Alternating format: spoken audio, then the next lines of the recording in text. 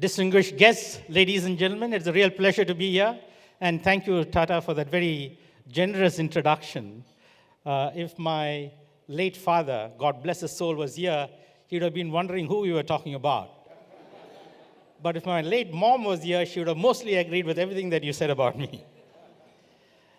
I clearly want to first congratulate Ayala Corporation for having an integrated risk and sustainability summit. I've been invited to speak at various risk conferences. I've also been invited to speak at various sustainability conferences. But this is the first time I've been invited to speak at an integrated risk and sustainability summit. It just demonstrates the prescience and, more importantly, the foresight of the Ayala Group leadership team to see how these two aspects of running a corporation or a business is so interlocked and so interlinked that it is necessary for us to look at how we can put it at the heart of our businesses. So congratulations to the Ayala team. Now, speaking at and being a little bit of, you can call it in inverted commas, some kind of an expert on sustainability and risk, I always have mixed emotions when I am called to speak on these two topics. And whenever I have mixed feelings and emotions, I'm always reminded of my business school professor who used to end every class, and it was a case pedagogy in terms of how it was being taught, end every class by saying that, he berated us for missing the obvious things and doing poor quality analysis. And then he said some of the things of the case you got right. And he said, I have very mixed emotions about this class. And he had a vivid description of what he meant by mixed emotions. And that was this vision of his mother-in-law driving off the cliff in his brand new Ferrari. And it's not very dissimilar to an incident that John Major recounted to a few of us when he was speaking to us about a visit he made to Moscow when Yeltsin was the president of Moscow. And at the end of the meeting, he asked Boris Yeltsin, Boris, could you describe the state of the Russian economy in one word? Boris pondered for a while, and then he said, good. And then he said, Boris, how about two words? He said, not good. And that's how I feel about the state of sustainability in companies and risk management in companies today. Mixed feelings. What I see here today at the Ayala Corporation Integrated Risk and Sustainability Summit is the good news, is the good emotion, is the good feeling. But in many parts of the world, it is really very difficult scenario in terms of companies paying lip service to sustainability, but not really weaving it at the core of the business and being integrated in their business models. I'm speaking to you all today wearing two hats and therefore having two perspectives. One, as Tata mentioned, as the chair of the World Business Council for Sustainable Development, and second, as the founder and group CEO of Olam. So I'll just very briefly introduce the two organizations before I try and talk about the topic, which is the transition that is happening around the world to moving and integrating risk and sustainability. So let me very briefly introduce the World Business Council for Sustainable Development first. We are a global CEO-led organization of about 200 companies which are working together to usher in and accelerate the transition to a more sustainable world. And we try and achieve this by attempting to transform 5 meta systems, big systems. The first program that we have, attacking the first meta system, is on what we call energy and the circular economy. The second is on cities and mobility. The third is on food, land, and water. The fourth is on redefining value. How do we, in businesses, determine and define value? And that's the fourth one, meta system that we want to change. And the fifth is about people, which is about all the social aspects, including human capital and social capital. We believe that if we can make progress in changing these 5 meta systems, we can really attempt or hope to change the world. And in terms of membership, we represent 200 companies which have together combined revenues of about $8.9 trillion in 2017, and employing about 19 million people worldwide. And given Ayala's passion for sustainability and risk, I would hope that you will be part of this movement and help us further this cause in Philippines and broadly across Southeast Asia. The mission for WBCSD is to help the private sector to transition to a more sustainable world. And our vision is that the estimated 9.5 billion population that is going to inhabit this planet by 2050 can all live well within the planetary boundaries. And I'll come back to this notion of planetary boundaries and the state of where we are in operating within those planetary boundaries. So that is, as far as WBCSD is concerned, a brief introduction. In terms of Olam, Olam is actually a Hebrew word which means transcending boundaries. And we are a leading global agribusiness. We are selectively integrated in the agri-value chain, upstream in farming and plantations. So we have about 2.4 million hectares of land across the world where we are in forest concessions or growing pistachios or almonds or walnuts or palm or rubber or coffee or cocoa or black pepper, or growing broadacre row crops like soybean, rice, corn, wheat, spring and winter wheats, and a whole host of broadacre annual row crops. We are also in dairy farming in the upstream piece, both in feed-based dairy farming as well as in pasture-based dairy farming. So that's our upstream plantation operations. We are also in the supply chain and trading piece. And then we are also in midstream processing and manufacturing. We have about 206 factories around the world which processes cocoa beans into cocoa ingredients or coffee into soluble coffee and so on and so forth. And we are also selectively in downstream where we produce and distribute packaged branded food products, but only in Africa because we have a channel conflict with our customers in doing that globally. We operate in about 70 countries. We employ about 72,000 people. We have annual revenues of about $20 billion US. So that's a brief introduction of Olam. Because we are a B2B company, most of you have not heard about Olam. But there is a reasonable chance that we are influencing or coming into your lives on a daily basis. So if you're a chocolate lover, 1 in every 3 bars of chocolate that is consumed in the world is made from the cocoa products and ingredients that we supply. The cocoa butter powder liquor cake that we supply. We produce or grow and process and harvest enough coffee to provide everybody on this planet 1 cup of coffee every week. We grow enough tomatoes, for example, to top about 3.5 billion pizzas a year. Or we grow, process, and deliver enough almonds to bake about 26 billion almond cakes. Or we go and dehydrate onions, which is used, for example, in hamburgers. We have a 60% market share in the US. So if you go to most McDonald's stores and you eat a hamburger, there's a very good chance, 60% chance, that the onions in that hamburger will be grown by us, dehydrated by us, and delivered by us. So we do deal in about 50 agricultural commodities, so there's a reasonable chance every day in your lives we touch your lives in some form or manner, although we are brand behind the brands and we are not the brand itself. Okay, so let me come to the topic of how do you integrate risk management and sustainability. I will start with 2 bits of research and data first.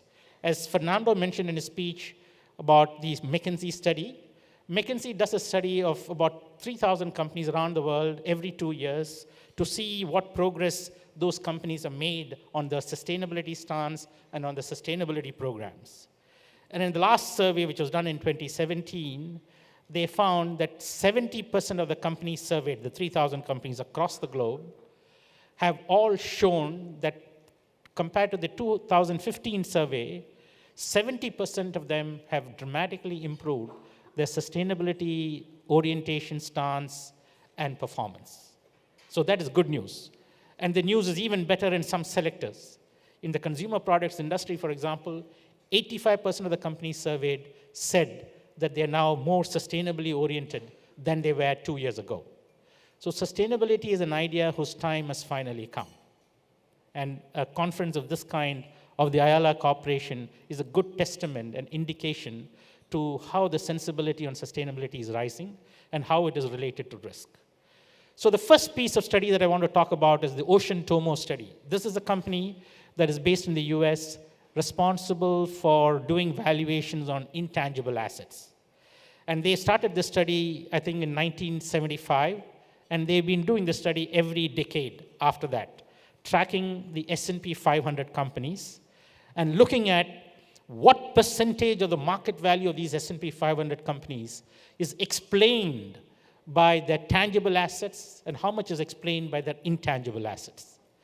So in 1975, when they commenced the study, 14% of the market value of the S&P 500 companies was explained by their intangible assets, and 86% was explained by the value of the tangible assets. Every 10 years, this started changing. The last study was done in 2015, and in 2015, only 13%, it got flipped.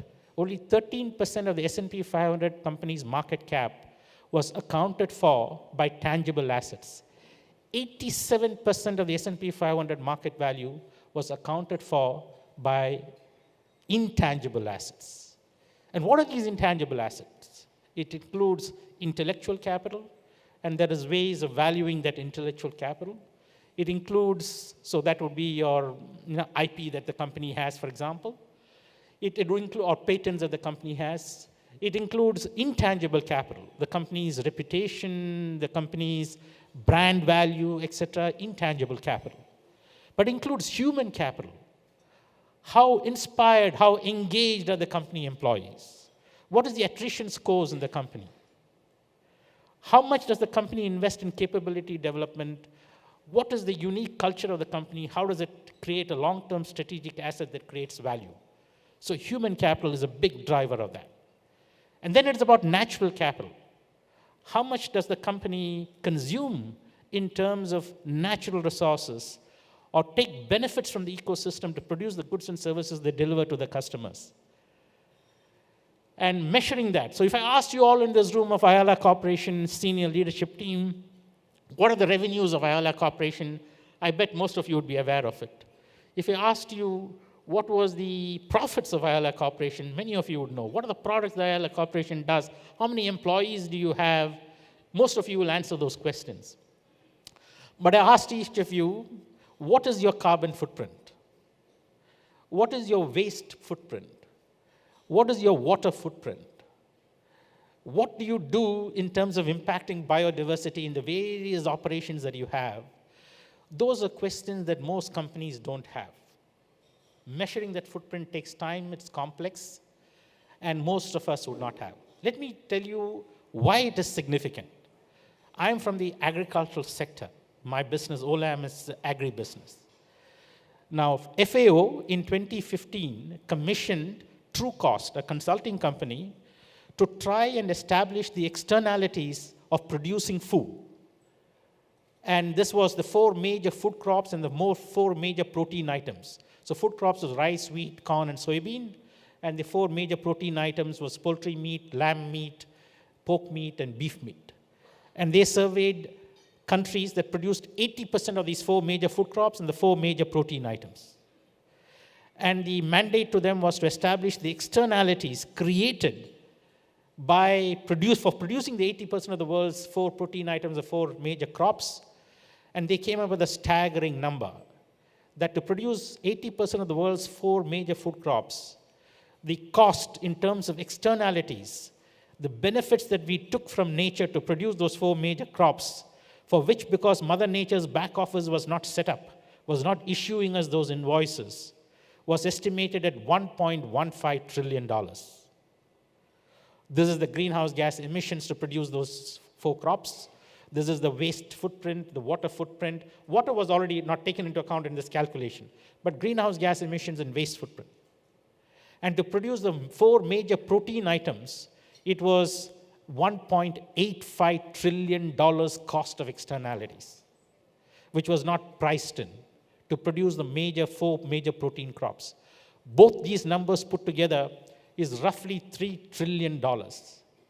This is the invisible cost of nature.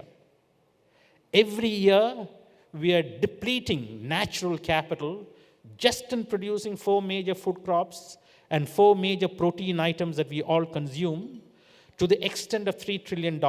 The number rolls off my tongue quite easily. But let's just juxtapose that number with what the world lost during the great global financial crisis in 2008 and 9. It was estimated that we lost financial capital of the tune of roughly $3 trillion. 10 years after that event, we are still reeling from the aftershocks of the great global financial crisis, and all our sensibilities and consciousness of how big an event the global financial crisis was is apparent to all of us. But the invisible cost of nature, because Mother Nature's back office is not set up and issuing us those invoices, we do not see. We are losing massive amounts of natural capital. We have only one planet to live on. We do not have planet B. There's only planet A. And we have to, if you are to be truly sustainable, allow future generations to live well within those planetary boundaries. And that is why Olam 7 years ago now, we embarked on a footprinting exercise to understand what is our carbon footprint, what is our water footprint, what is our waste footprint. To produce 1 ton of cocoa, what is our greenhouse gas emissions? To produce 1 ton of rice, to produce 1 ton of almonds, what is the carbon emissions? How much of this is scope 1 that we control directly? How much of it is scope 2? How much of it is scope 3? And then saying, how can we change this? Let me give you one example, bees. Who thought the bees would ever issue us an invoice? Bees are required for us, for example, in pollinating, cross-pollinating, flowering crops, right? So we have almond plantations, very capital intensive. We are the world's largest almond orchard owner in California and in Australia.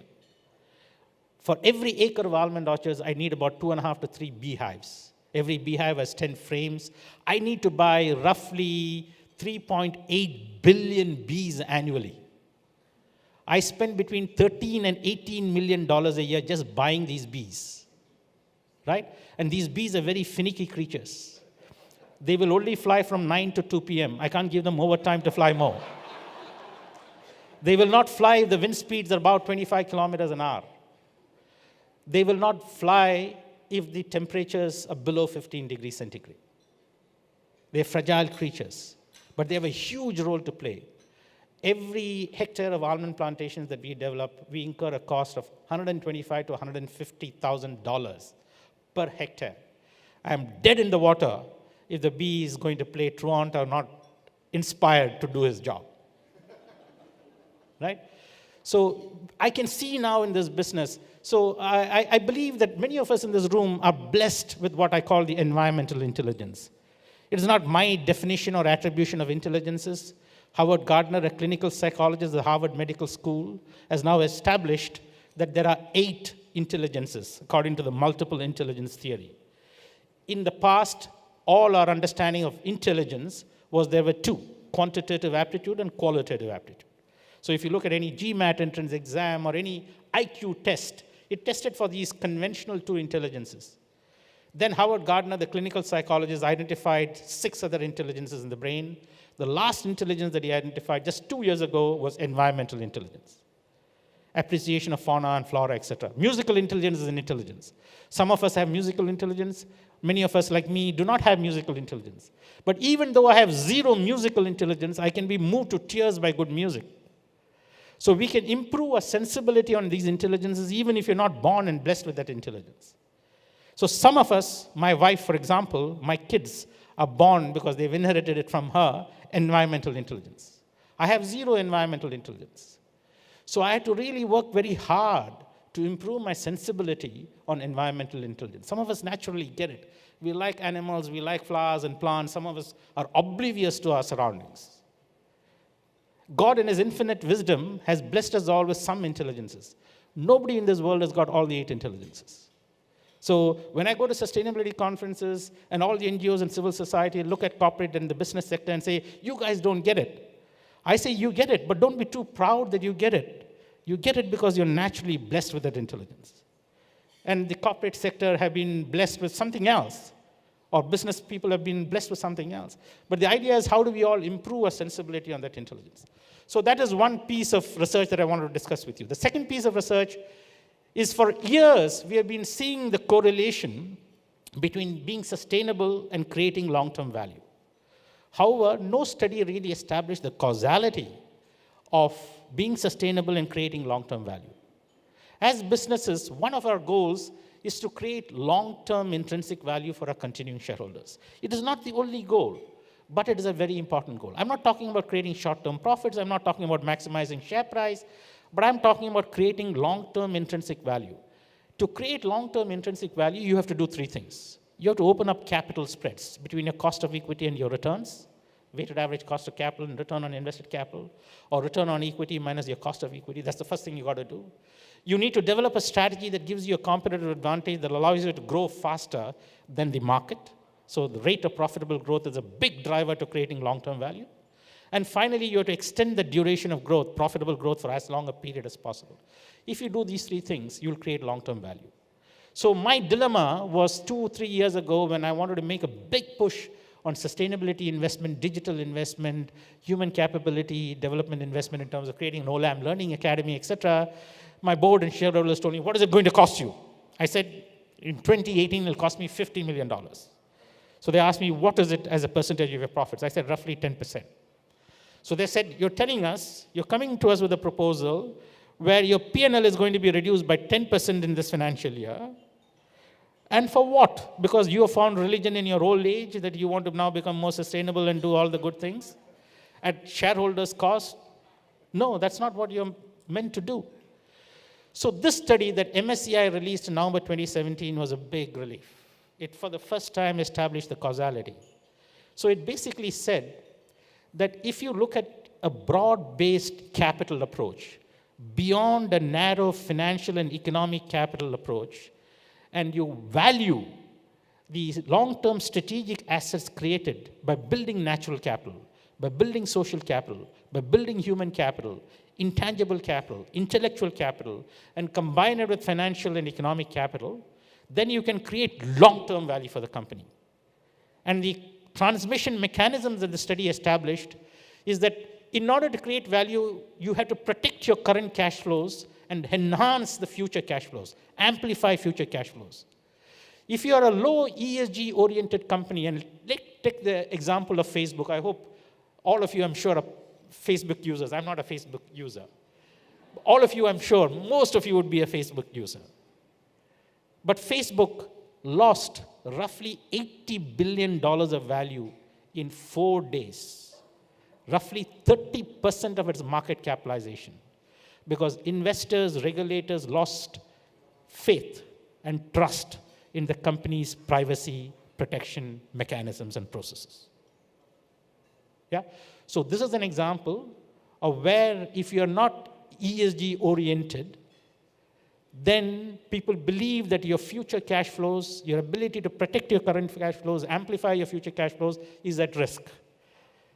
And current intrinsic value is nothing but generating future cash flows, enhancing those future cash flows. The second transmission mechanism is that if you're considered a low ESG-oriented company, this study shows that you invariably will have been assigned a higher cost of capital, right? So if I generate $1 of future cash flows, and I have a higher cost of capital to discount those future cash flows to present value, then for the same cash flows, I will generate lower value. And this study showed that companies with high ESG orientation, the top quintile companies in that sample, again, it was roughly 3,000 companies in the MSCI index across the world, they have 3 times lower probability of a big drawdown in their valuation. Whereas companies in the bottom quintile of the sample in terms of ESG orientation had 3 times more probability of having a 2/3 drawdown in their market value for the period that this study was done. And there are many examples and telling examples of 2/3 of your market cap evaporating because you had a low ESG orientation and the idiosyncratic risks to the firm as a result of not managing those ESG risks came to pass and materialized. So why should we be sustainable? Clearly, one aspect of it is risk mitigation. One aspect of it is if you believe in creating long-term value and building strategic assets that drive that long-term value, you believe that you have to find creative ways and develop strategy, invest capital, make capital allocation decisions that amplify those future cash flows.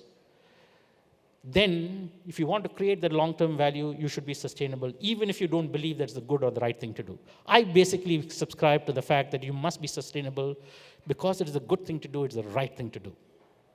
But shareholders, board, believe that their fiduciary accountability is to really create long-term value and not get board members and directors in their old age to find religion and use a company as a vehicle to absolve their guilt.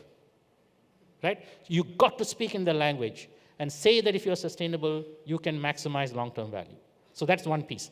The second thing for us is we need inspired employees in the company. Because studies have shown, EIU, Bain have done studies that show that if a company has satisfied employees, and I'll tell you very quickly what drives satisfaction, the employee productivity is about 77%. If the company moves its employee population from being satisfied to engaged, productivity improves to 100% from 77%. But the holy grail is how do you get engaged employees in the company to become truly inspired? And if they're inspired, then engagement scores move up to 156% according to the study. There is a massive increase. People who are inspired in companies walk on the balls of their feet. They don't need to be supervised and overseen. They have a cause that they're fighting for. So how do you create satisfied employees? First, you make sure that you equip them with the tools and resources required to do the roles and perform the roles. Secondly, you make sure that they can perform the roles without too much bureaucratic interference. You train all these people and then you just handcuff them with so much bureaucracy that they can't perform. The third thing that you need to do is give them a clean and safe working environment. Nobody wants to come to a job and have a risk of falling ill or dying or having an accident. Clean and safe working environment. And the fourth is reward them fairly. If you do these four things, you have satisfied employees. Most successful organizations do this well, and most successful organizations will have a high proportion of satisfied employees. But the next step of moving them from satisfied to engaged is very tough. A small proportion of the companies succeed in engaging their employees. And engagement, you have to deliver 4 additional things. The first, you have to give them true autonomy. And enough studies have been done to establish that if people feel that they have some self-directed opportunity in the roles, that they feel that the roles are self-directed, and they have autonomy, they will perform and their engagement will be much, much higher than people who do not believe that they have autonomy in the roles. So that's the first thing we have to deliver. It's very tough. In a large organization that wants predictability and reliability, if you allow people to be autonomous, there'll be entrepreneurialness and there'll be episodic performance, so people are reluctant to give autonomy. Secondly, you have to make sure that they have been given experiences and exposures that will allow them to master the skill. So every employee is saying, I want to be a better risk manager by the end of the year, a better accountant, a financial controller by the end of the year, a better HR manager, a better plant manager, a better farm manager, factory manager, whatever his role is. And if he believes, looking back at the last 12 months, I've really not grown, I've done the same thing over and over again, no new learning, I've not mastered my skill or got better at it, why are golfers and artists and sportsmen investing so much and sacrificing so much? Is it for the money? No, because they just want to feel the pride of mastering the skill, getting better and better at it. If you don't give opportunities and exposure for people to master the skill, they're not going to be engaged. The third thing that you have to do is to make sure they feel they're part of an extraordinary and winning team. If they feel they're part of a losing team, they will not be engaged. And the final thing is that they have to feel that the work that they do is making a difference to the company. So they're part of a project, they submit a report, you put it into your drawer, and it gathers dust. They know that what they're doing doesn't make a difference to the company. They have to believe that what they're doing makes a difference to the company. Now, very few companies move from having satisfied employees to truly having engaged employees. It's a very big deal. Productivity dramatically improves. But the holy grail, and less than 3 or 4% of the companies in the world truly have inspired employees. But we can all aspire to have inspired employees. And what do you need to do in addition to the 8 things of satisfaction and engagement? You have to deliver 2 things. First is meaning and purpose.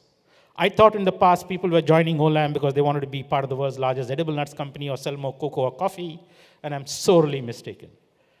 Nobody is coming and putting in that overwhelming effort and that discretionary effort, the stamina that is required to remain successful for a company like Olam or Ayala Corporation. They're not coming to do that. If they're going to spend more than a third of their lives in the company, waking hours in the company, they want to know it makes a difference. And therefore, you have to give them true purpose beyond their immediate role, that they're part of a larger cause, that they're going to make a real difference and impact. And finally, to inspire, you need to have leaders who can inspire. And I'm not talking about the CEO, but a multitude of leaders in the company who can inspire people to this purpose. So for Olam, our 3 goals: we want to create long-term value for our continuing owners. It is not about maximizing top line, bottom line, short-term profits, share price, no. But our job as stewards of the resources that have been entrusted to us by our shareholders is to combine these resources, capital resources, people resources, assets, and work some alchemy so that the sum of the parts is much larger than the individual parts. The whole is large. That is our governing objective. So we call it our governing objective. Some people call it mission. But that is not enough. Nobody is going to be inspired by maximizing long-term value for continuing shareholders. Less than 2% of my employees would be inspired by that goal. But it has a relevance. You allocate capital, develop strategy based on having a very clear articulation of how you will allocate capital, how you will make those investment choices. But the most important thing for us is our purpose. And our purpose in Olam is we want to reimagine global agriculture. We want to produce more with less resources. Right? We are going to have a 9.5 billion population from the 7.45 billion that we are here today by 2050. We need to grow food production between 70 and 100% to achieve that. But most importantly, we need to do it within planetary boundaries. A group of earth scientists have been now working for about 65, 70 years to crystallize the 9 geophysical, climatic, planetary boundaries, which if we exceed, we could have disruptive, cataclysmic climate change impacts. In the Paris Agreement, we all committed and contracted and signed up to that we will make sure that global temperatures do not go beyond 2 degrees centigrade by 2100 from the pre-industrial era, right? A recent report has just come out called Hothouse Earth. Every day you look at the TV or read a newspaper, it is like walking through the book of Revelations. Nightmare scenarios of floods, droughts, fires, the frequency, and the Cambridge Attribution Science Center has clearly now established the causality of all these extreme weather events that are overwhelming us and man-made climate change as a reason for that. So one of the 9 planetary boundaries is that we cannot have greenhouse gas emissions in the atmosphere of beyond 350 parts per million. We are at 415 parts per million and rising. So we already breached that. Which means if we continue on this trajectory, global temperatures can rise between 5 and 6 degrees centigrade from the pre-industrial era by 2100. Global temperatures in the last 70 years has risen by 0.8 degrees centigrade, which has resulted in all the havoc that we are witnessing now. Imagine when global temperatures go up 5 or 6 degrees centigrade. At 8 degrees centigrade, most crop production as we know it in most parts of the world will not survive. That's the first planetary boundary condition. Second planetary boundary condition is biodiversity. And these earth scientists have said that you cannot have or lose more than 10 species for every million species that we own in any year. Against the boundary conditions of 10 species lost for every million species, we are losing 1,000 species for every million species that we own. One of the miracles, I feel there are 3 miracles in the last 10 years, right? One was the Biodiversity Convention. 197 countries signed up to that. Then there was a UN Sustainable Development Goals. 194 countries signed up to that. And then there was a Paris Accord. 194 countries signed up to that. So those were major miracles and breakthroughs. But let's look at the performance. The Biodiversity Convention was signed in 2010, and our target was to achieve those targets by 2020. We have now got a report for 2018. We have not even achieved 30% of those targets. Okay? UN Sustainable Development Goals was issued in 2015. It had a 15-year time frame. By 2030, we are supposed to achieve those goals. The Sustainable Solutions Development Network of the UN has issued an interim report at the end of 3 years of implementing the UN SDGs. 5% achievement on the UN SDG targets. Way, way behind that. And same thing on Paris Accord. Because the multilateral agencies are great at policy making and making these bold pronouncements. They're useless at implementing and executing it. They hate the private sector. The private sector does not trust the multilateral agencies. The civil society treats private sector with suspicion. Private sector believes that their civil society is out to get them. So there is no trust. That has to change. I believe there are 4 things that we need to do to really affect change. Firstly, every one of us sitting in the room, everybody on this planet, have to be the change that we want to see in others. I have no environmental sensibility, but 11 years or 12 years ago, when I started understanding this through the eyes of my children, my road to Damascus moment was when my children said, what is the point and purpose of all this overwhelming effort? You're in 70 countries, 72,000 employees, work with 4.7 million farmers. What are you doing to live a better planet for all of us? And that was a question that shook me. And that started my journey to understanding this better. Yeah. So, sorry, I lost my train of thought, but okay, I was talking about, sorry? Yes, and how that changed my life. So for me, the first thing is each of us have to change. So from that day onwards, they will ban me. I love shark's fin soup. I cannot now eat shark's fin soup at all. So for 12 years, I haven't done it, but that is because of my children. Right? I do not shave with my tap running anymore, or brush my teeth with my tap running anymore. We cannot change this world if individually each of us do not become more conscious and be the change that we want to see in others. Secondly, our companies have to change. Right? If you do business the way we have done it in the past, and I think your inspiration and the leadership team in Ayala Corporation of linking risk and sustainability is the right thing to do. But if our companies don't change and you don't put out public targets, so we are saying, how much do we want to reduce water consumption by? It's all about how much you want to reduce your greenhouse gas emissions by. And putting out public targets. Every 5 years, this is our target. Every 10 years, this is our target. And then transparently, third-party assured way of reporting where you stand against those targets. That is a fundamental transformational change that a company has to make. You have to be willing to become vulnerable. Our board said, why the hell are you doing this? Because your competitors are not doing it. By just reporting your carbon footprint and your water footprint and your waste footprint, all that investors and other people will see is that you are an emitter. You are net carbon negative. But they don't know whether your competitors are far worse than you because you're the only one who's disclosing and declaring this. So please don't do it. So it is who builds the cat first syndrome, right? So no company wants to do it because they might be, in comparison, looking poor or weak. But if the companies don't change, we're not going to be able to effect real change. Third, even if the companies change, but your whole sector is not going to change, you're not going to really change. So the sector has to change. The global agribusiness sector has to change.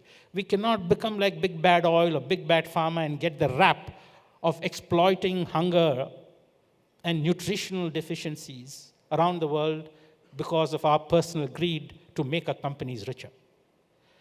And our industry, like many of your industries that you're in, are hyper-competitive. We hate each other's guts. We don't trust each other for anything. We will never, ever come together on anything. It's a hyper-competitive world in our industry. So how do you bring an industry like that together? So we created the Global Agribusiness Alliance. We are participating in all the other food, land, water coalitions. There are many of them now. There's the FRESH, there is Climate Smart Agriculture, there is the Soft Commodity Forum. There are many. We are part of every one of them.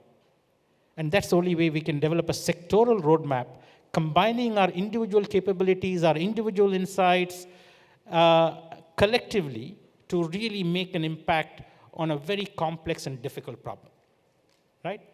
The fourth change has to happen at the government and policy level. Policymakers have to come to the party. So Singapore government 4-5 years ago, when I requested the government, please introduce a carbon tax, they said, how can we disadvantage Singapore companies when other countries are not imposing a carbon tax? 2 years ago, they announced a carbon tax with effect from April 2019. So Singapore has now introduced a carbon tax. So I asked the Deputy Prime Minister, what was the change of heart? And he said only one thing. We have signed the Paris Accord, where we have committed to a 50% reduction in our greenhouse gas emission from our 2010 base as a country. There's no hope in hell we can achieve it unless we change people's behavior. If water is free, electricity is free, we're going to use it indiscriminately. If carbon is free, we're going to use it indiscriminately. Right? So we should impose this tax. And finally, civil society, NGOs, multilateral agencies, private sector have to work hand in hand. We have a different paradigm of how we are going to impact this world. Because this is the tragedy of the commons. The commons belongs to everyone, but nobody takes ownership of it.